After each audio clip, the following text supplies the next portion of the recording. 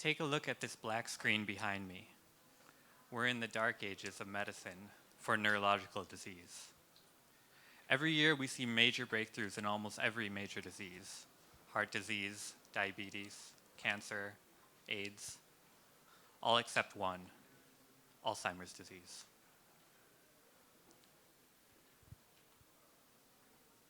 Now take a look around you and let's think about what's going to happen in this room. About half the people in this room will start to have memory loss when they reach old age, and half of those will descend into full dementia. There's no cure. There's no effective treatment. There's no way to predict who will get sick. And worst of all, we don't even understand the cause. For the past 10 years, we've been thinking about a new way to look at the brain and treat dementia, and we want to unveil it for you here today. This is what the brain looks like during natural aging: 20 years old, 30 years old, 42 years old, 65 years old, 76. This hidden damage is blood vessels in the brain starting to break down and allowing molecules to leak from the blood into the brain. We can detect it by MRI, and when we started scanning patients, we realized that there are millions of people that look like this, but we've had no way to find them or treat them until now. We started studying aging mice and found the exact same phenomenon. 3 months old, 7 months old, 12 months, 18 months. And at the end of their life, their brain looks like this. What you're seeing is a particular molecule from the blood, called albumin, shown in red, that leaks into the brain when the blood vessels break down in the old mouse. And I want to share with you something that's so amazing about this discovery. Step by step, we were able to sort of piece apart the biology of how this leads from vascular decline into dementia. Firstly, when the blood-brain barrier breaks down, molecules leak from the blood and trigger a signaling receptor. This causes a massive inflammatory injury response, and when it hits neurons, they start to go haywire. They increase their excitability and connectivity and ultimately cause cognitive decline and dementia. Now, one of the most amazing things about this is that it has nothing to do with neurons. All of this injury response is created by a type of cell called an astrocyte. And for the whole history of neurological research, we've been so obsessed with neurons that we never realized that we could treat astrocytes as a target.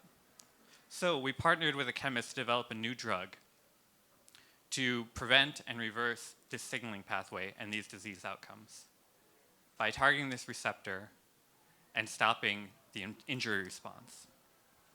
Let me show you what it does. Firstly, we can record electrical activity directly from the brains of aged mice. And when we do, we see aberrant electrical activity, basically like little moments when the brain is freezing.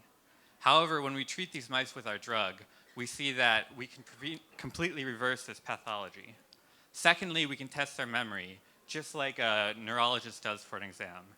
And when we do, we see them being returned exactly to the kind of healthy brain activity that we see in young mice. So our vision is to take the aging population, use our MRI as a diagnostic, and then find the people who have this vascular decline and then treat them to prevent and reverse outcomes. We've assembled a team to make sure that we can get through preclinical trials and into the clinic, and we want you to join us. Step with us out of the darkness and into the light.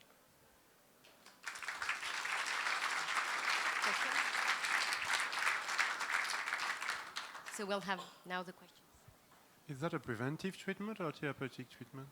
Yeah, I think that's a really important question. It's actually both. So one of the biggest problems in the aging scene right now is that people are trying to go earlier and earlier for dementia. The problem is those clinical trials are so difficult to try to say, we're going to completely prevent this disease from the outset. Basically, every time that somebody's tried one, it's failed. What we see in our model is that it's both preventative because this cumulative damage of the pathway leads to neurodegeneration, but also symptom modifying. And this allows us to go much later and have a feasible clinical trial where we can see within 7 days in the mouse, rapid changes where these memory improvements and changes in electrical activity take place. Furthermore, at the molecular level, we see rapid changes in plasticity from this pathway that are targeted by our drug. So it's a very unique opportunity for us to have both a symptom-modifying and disease-modifying target. Yeah, very interesting presentation. Do you have any way to measure target engagement in the brain on Yeah. the target? What's amazing about this pathway is actually the TGF-beta receptor signaling pathway, which is an extremely well-known pathway that's been developed previously for cancer. Because of that, there are a number of assays that allow us to directly measure engagement and do pharmacokinetic, pharmacodynamic assessment. More importantly, it also allows us, when we get to clinical trials, to study exactly what's going on in the patients and make sure that we're modulating the signaling to the right level. So in terms of, thank you for a very nice presentation, by the way. The target, is it only found in the brain cells, or do you have some other? No, other it's cells? systemic, but what we've done here is basically, again, like I said, take advantage of this as a well-known pathway. And what we've seen is Eli Lilly actually has worked on this a lot for cancer. And what they've done is sort of optimize a dosing strategy in their clinical trials to bring down the signaling level to about 50% of normal signaling.